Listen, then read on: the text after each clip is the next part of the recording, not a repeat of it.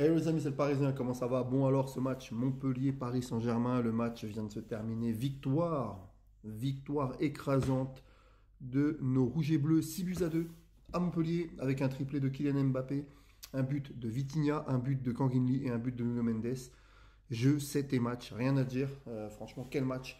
Première mi-temps maîtrisé par nos rouges et bleus. On mène 2-0, on se fait rattraper.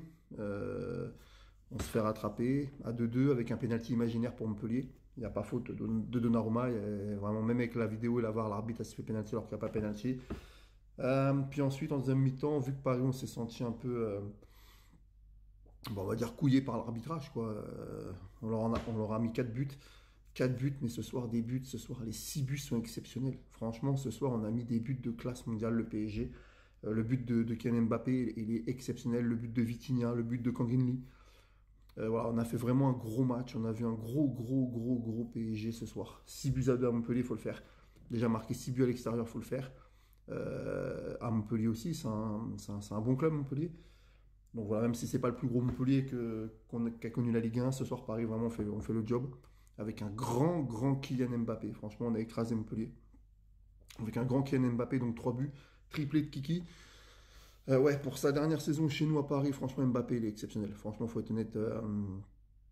Là, jusqu'à la fin de la saison, on va plus rien dire. On va juste, comme j'avais dit dans une vidéo d'avant, on va tous être solidaires pour atteindre les objectifs du club, tout gagner. Et je pense que cette saison, Paris, on peut tout gagner.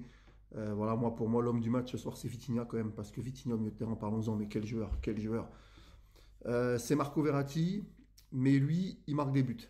Voilà, c'est Marco Verratti, mais Vitinha marque des buts. Il est exceptionnel. Et ce soir, il marque un but et il fait 2 passes décisives. Il fait vraiment un gros match, Vitinha. Vraiment, pour ça, je le mets homme du match. En 2, je vais mettre Kylian Mbappé parce qu'il met un triplé. Il met un triplé, quoi. Et en 3, je vais mettre Kanginli.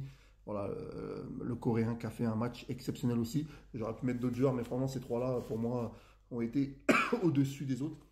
Et, je trouve que le match de Vitinha en 1, Mbappé en 2 et Kanginli sont pour moi le top 3 du match côté PSG. Voilà, sinon Didio a fait un gros match. Si, grosse déception quand même de Lucas Hernandez qui a fait vraiment. Alors, je sais pas s'il est blessé, s'il a un problème, mais j'ai trouvé assez faible ce soir. Lucas Hernandez, il a été très faible pour moi ce soir. Danilo sauve une balle sur la ligne aussi. Danilo.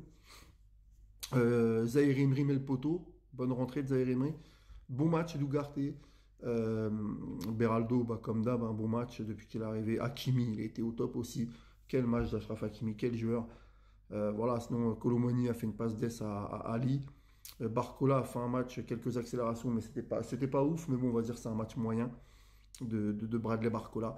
Franchement, ouais, Paris ce soir, enfin un bon match et c'est plutôt intéressant pour la suite de la saison avec la demi-finale de Coupe de France contre Rennes et puis le quart de finale contre le Barça. Je pense que Paris, on est prêt. S'il n'y a pas de pépins physiques, qu'il n'y a pas de blessés, que le PSG en a à 100%, on peut largement passer ce quart de finale de Ligue des Champions contre le Barça. Et voilà, et moi j'avais dit en début de saison, l'objectif du club de Paris, ça serait d'être champion de France, de gagner la Coupe de France et au minimum de faire demi-finale de Ligue des Champions. Bah, écoutez, pour l'instant, on est en demi-finale de Coupe de France contre Rennes, donc possible finale. On est promis avec 12 points d'avance sur Brest en championnat, donc on sera très certainement champion de France. Et on est en quart de finale de Ligue des Champions, donc on peut aussi aller en demi. Donc voilà, donc je pense que Paris, cette saison, c'est une grosse saison. Et ça, c'est grâce à un seul homme, Luis Enrique, qui est pour moi un des plus grands entraîneurs de l'histoire du PSG en seulement une saison. Il a réussi à faire un super collectif. C'est lui le boss du club. Il est exceptionnel. Ses choix sportifs sont juste au top. Il fait jouer tout le monde, il fait jouer les jeunes. Quand il faut sortir quelqu'un qui n'est pas bon, il n'hésite pas de le sortir à la mi-temps. Ça change des entraîneurs qu'on a eu dans le passé, de certains entraîneurs. Et voilà, Luis Enrique, quel entraîneur. Franchement, j'espère vraiment qu'il va rester longtemps au PSG dans notre club parce que c'est un super entraîneur et c'est l'entraîneur qu'il nous fallait sous l'ère Qatari.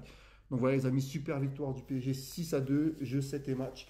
Voilà, c'était un match de tennis. Ce soir, le PSG, on a explosé à Montpellier. 6 buts à 2, les amis. Et donc, le prochain match du Paris Saint-Germain, les amis. Le prochain match du Paris Saint-Germain, les amis, c'est le Classico contre l'OM. Au stade Vélodrome, le dimanche 31 mars à 20h45. OM PSG. Ça sera donc la prochaine débrief sur nos rouges et bleus, les amis. J'espère que cette débrief sera toute heureuse et qu'on aura pourquoi pas le même résultat. Ce serait vraiment exceptionnel. Allez, salut les amis et allez Paris.